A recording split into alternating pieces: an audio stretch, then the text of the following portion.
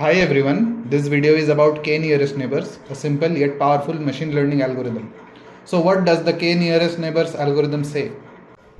Imagine you have a number of data points in a graph and they are either green or blue. Now if we get another data point, what color will it be? Well, k nearest neighbors can be a simple yet powerful tool we have to get the task done. What it says is that the new data point will be classified based on the k number of nearest neighbors it has. So here if we consider k equal to 3, it becomes 3 nearest neighbors, and the 3 nearest neighbors to this new data point are blue. So we classify this new data point as blue. In this example, all the 3 neighbors are blue, but in case the 3 neighbors had different colors, we could have classified it based on majority.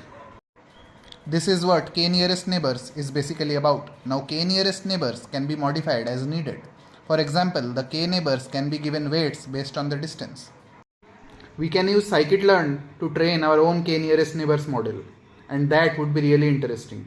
Thanks, and please comment on what videos you want next.